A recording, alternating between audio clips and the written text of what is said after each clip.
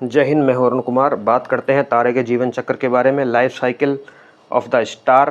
तारा कैसे बनता है और कैसे समाप्त हो जाता है। इससे पिछली वीडियो में हम बात कर चुके हैं आकाशगंगाओं की, आकाशगंगाएं क्या होती हैं और बिग बैंग थ्योरी के बाद आकाशगंगाओं का निर्माण कैसे हुआ, हजारों लाखों तारों का समूह आकाशगंगा किस तरह से बनता है और कितनी आकाशगंगाएं ब्रह्मांड में हैं, ये सारी चीज़ हम पिछली वीडियो में डिस्कस कर चुके हैं। आज हम उन्हीं आकाशगंगाओं के अंदर स्थित हजारों लाखों करोड़ों तारों के जीवन चक्र के बारे में बात करेंगे। हम पढ़ रहे हैं फिजिकल ज्योग्राफी और ये फिजिकल ज्योग्राफी सीरीज की 5वीं वीडियो है। देखिए जो तारे हैं, ये आपको जो जीवन चक्र दिखाई दे रहा है, लाइफ साइकिल।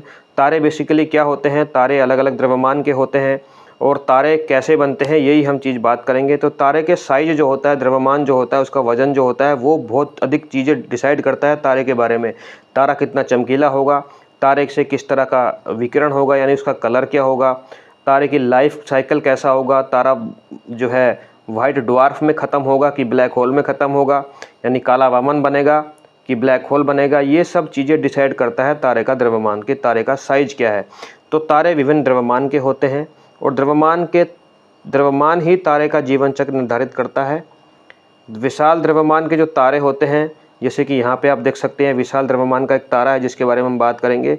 वो सुपरनोवा में, फिर न्यूट्रॉन तारे में और फिर ब्लैक होल में परिवर्तित हो जाते हैं। कम द्रव्यमान के, औसत द्रव्यमान के, यानी सूर्य के द्रव्यमान और उससे कम द्रव्यमान के जो तारे होते हैं, वो फाइनली सफ़ेद वामन और फिर काला वामन, वाइट ड्वार्फ और ब्लैक ड्वार्फ में अपना जीवन समाप्त कर देते हैं। ब्रह्मांड में उपस्थित गैसों और धूलों के कणों का देखिए, मैंने बात करी थी कि आकाशगंगा क्या होती है। तो आकाशगंगा हजारों तारों, हजारों नहीं बोलेंगे हम, करोड़ों तारों, धूल के कणों और बादलों का आपस में गुरुत्वाकर्षण से एक साथ बंधे रहने के कारण जो चीज़ बनती है, उसे हम आकाशगंगा कहते हैं। आकाशगंगा में क्या है, धूल के कण हैं, बादल हैं। तो यही धूल के कण और बादल जो हैं, ये आपस में गुरुत्वाकर्षण के कारण एक दूसरे के पास आने लगते हैं और धीरे धीरे सबसे अधिक पास कहाँ पे आएंगे, जहाँ गुरुत्वाकर्षण सबसे अधिक होगा। और गुरुत्वाकर्षण सबसे अधिक कहाँ होगा, आकाशगंगा के केंद्र में। तो ये सारी की सारी चीज़ें जो हैं, धूल के कण हैं, बादल हैं, गैसें हैं, ये सारी आकाशगंगा के केंद्र में आ जाती हैं और आकाशगंगा के केंद्र में एक प्रक्रिया शुरू हो जाती है जिसे हम कहते हैं नाभिकीय संलयन। नाभिकीय संलयन की प्रक्रिया क्या होती है, जब दो परमाणु आपस में जुड़ के किसी दूसरे परमाणु का निर्माण करते हैं, उसे हम कहते हैं नाभिकीय संलयन। दो परमाणुओं का आपस में जुड़ जाना नाभिकीय संलयन कहलाता है। अगर आप फिजिक्स के स्टूडेंट हैं, भौतिक विज्ञान के स्टूडेंट हैं, तो आपको ये चीज़ जरूर पता होगी। और नाभिकीय संलयन की प्रक्रिया में बहुत अधिक ऊर्जा निकलती है, ये बात भी आपको पता होगी। यहाँ पर जो नाभिकीय संलयन हो रहा है, वो हो रहा है हाइड्रोजन का। तो हाइड्रोजन और हाइड्रोजन के अणु आपस में मिलकर हीलियम का निर्माण करते हैं। ये प्रक्रिया शुरू हो जाती है और इस प्रक्रिया के शुरू होने से नवीन तारों का निर्माण होता है। और इन्हीं नवीन तारों के निर्माण कहाँ से शुरू हो रहा है, सबसे पहले क्या बने थे, मैंने आपको बताया था कि बादल और गैस के अणु, धूल के कण आपस में एक जगह इकट्ठे होने लगते हैं, उन्हें कहते हैं स्टेलर नर्सरी। इकट्ठे हो रहे हैं कहाँ पर, आकाशगंगा के केंद्र में। क्यों इकट्ठे हो रहे हैं, गुरुत्वाकर्षण के कारण। तो उसको हम कहते हैं स्टेलर नर्सरी। स्टेलर नर्सरी से ही सबसे प्रारंभिक तारे का निर्माण होता है, जिसे हम कहते हैं प्रोटोस्टार, यानी आदि तारा।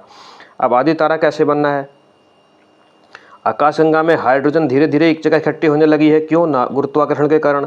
अब ये हाइड्रोजन धीरे धीरे हाइड्रोजन मिलकर हीलियम में बदलने लगी है। और जब हाइड्रोजन मिलकर हीलियम में बदलने लगी है, तो जो गैस के बादलों का जो समूह बना है, ये समूह धीरे धीरे छोटा होता चला जाता है और एक पिंड का आकार ले लेता है। और इस पिंड के आकार को गैसीय पिंड का आकार लेता है।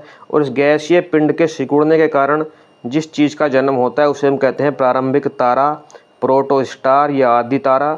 और यही तारे का सबसे प्रारंभिक स्वरूप होता है। कौन सा तारा, आदि तारा, तारे का सबसे प्रारंभिक स्वरूप होता है। अब आदि तारे के बाद क्या होगा, ये आदि तारा यहाँ पे बन गया, ठीक है, ये आदि तारा बन गया। आदि तारे के सिकुड़ने पर गैस के बादलों में परमाणुओं की टक्कर से हाइड्रोजन के हीलियम में बदलने की प्रक्रिया और तेज हो जाती है तथा पूर्ण तारे का निर्माण होता है। अब देखिए, क्योंकि ये हाइड्रोजन सिकुड़ भी रही है, पास में भी आ रही है, और यहाँ पे हीलियम भी बन रही है, और यहाँ पे बहुत अधिक एनर्जी भी निकल रही है। तो क्योंकि हाइड्रोजन और अधिक पास में आती चली जा रही है, अधिक पास में आने के कारण दाब और अधिक बढ़ेगा, और दाब भी बढ़ेगा तो तापमान भी अधिक बढ़ेगा। जहाँ पर दाब और तापमान दोनों बढ़े, वहाँ पर नाभिकीय संलयन की प्रक्रिया और अच्छे से होगी। और इस कारण से क्या होता है, हाइड्रोजन का मिलकर हीलियम बनने की प्रक्रिया और तेज हो जाती है, और जो ऊर्जा निकल रही है वो बहुत अधिक ऊर्जा निकलने लगती है।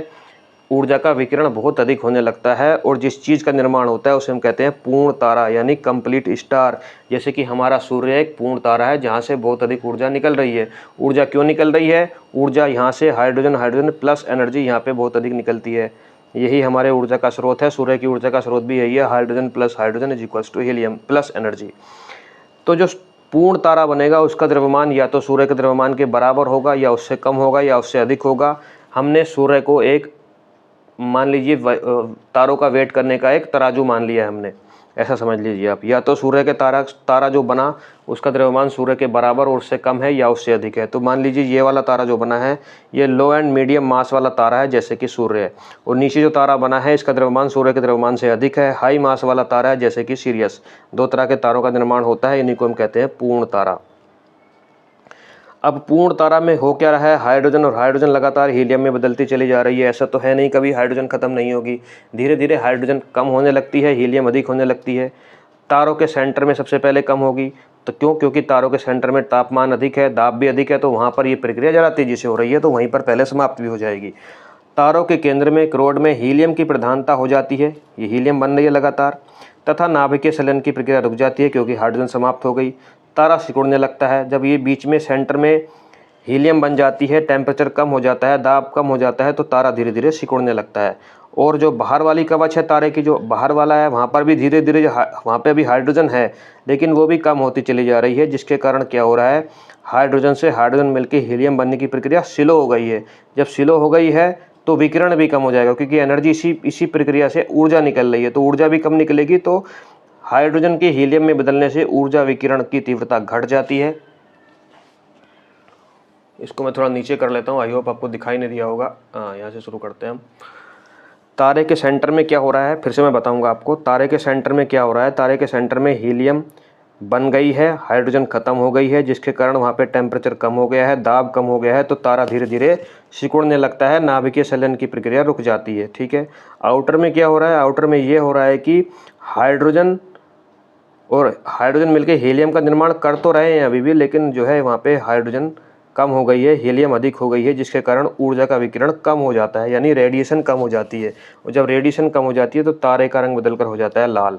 ये तारा अब लाल हो जाता है, जैसा कि ये बन गया लाल रंग का तारा। और इस लाल तारे को ही कहा जाता है लाल दानव, यानी रेड गिगांट। सुपर गिगांट और रेड सुपर गिगांट, इसी को कहा जाता है लाल दानव। लाल दानव आपको समझ में आया होगा, लाल दानव क्या है। अब यहाँ पे पूर्ण रूप से हाइड्रोजन खत्म हो चुकी है और हीलियम ही बची है। हीलियम का क्या होगा, इस प्रक्रिया में अंततः हीलियम कार्बन में और उसके बाद कार्बन में और फाइनली जो है ये हीलियम जो है लोहे में, भारी पदार्थ में बदल जाती है। ये हीलियम जो है फाइनली लोहे में बदल जाती है। अभी हम यहाँ तक आ गए हैं। बड़ा वाला जो ये जो छोटा वाला है वो सुपर गिगांट यानी लाल दानव है, और जो रेड सुपर गिगांट है वो बड़ा वाला तारा है। ये छोटा वाला तारा है, ये बड़ा वाला तारा है। छोटे का मतलब सूर्य और उससे छोटे वाले से है, बड़े का मतलब सूर्य से अधिक भारी वाले से है। अब फिर इन दोनों की बात करते हैं। यदि तारे का द्रव्यमान सूर्य के द्रव्यमान से कम या बराबर है, यहाँ पे आ गए हम, लाल दानव बना हुआ है, तो वह लाल दानव से श्वेत वामन और अंततः काला वामन में परिवर्तित हो जाता है। यदि तारे का द्रव्यमान सूर्य के द्रव्यमान से कम या उसके बराबर है तो वो क्या होगा, सफ़ेद वामन और उसके बाद काला वामन में, व्हाइट ड्वार्फ और ब्लैक ड्वार्फ में परिवर्तित हो जाएगा। यानी हमारा जो सूर्य है वो भविष्य में सफ़ेद वामन बनेगा और फिर काला वामन बन के समाप्त हो जाएगा, सूर्य में विस्फोट नहीं होगा। और यदि तारे का द्रव्यमान सूर्य के द्रव्यमान से अधिक है तो उसके अंदर सेंटर में, क्योंकि हीलियम बची है, दाब कम हो गया है, ताप भी कम हो गया है, तो और बाहर से क्या है, बाहर वेट है, वो वेट जो वजन है वो गुरुत्वाकर्षण के कारण सेंटर की तरफ जाता है मध्यवर्ती परतों का, और सेंटर में एक विस्फोट होता है, कोलिजन होता है और बहुत भयानक विस्फोट होता है, उसे कहते हैं हम सुपरनोवा। सुपरनोवा जैसे कि सीरियस में एक तारा है सिरियस, उसमें विस्फोट होगा, इस विस्फोट को ही सुपरनोवा कहा जाता है। भयानक विस्फोट को कहा जाता है सुपरनोवा। और सुपरनोवा विस्फोट के बाद सब कुछ समाप्त हो जाता है, सारा द्रव्यमान समाप्त हो जाता है, केवल एक चीज़ बचती है तारे के सेंटर में, न्यूट्रॉन्स। न्यूट्रॉन्स जो सेंटर में बच जाते हैं वो न्यूट्रॉन्स एक जगह इकट्ठे हो जाते हैं, उनके अंदर घनत्व तो बहुत अधिक हो जाता है और वो न्यूट्रॉन मिलकर ही एक तारे का निर्माण करते हैं, जिसे हम कहते हैं न्यूट्रॉन तारा, न्यूट्रॉन स्टार या पल्सर भी इसी का नाम है। और इस न्यूट्रॉन स्टार से रेडियो वेव्स जो हैं यहाँ से उत्सर्जित होती रहती है।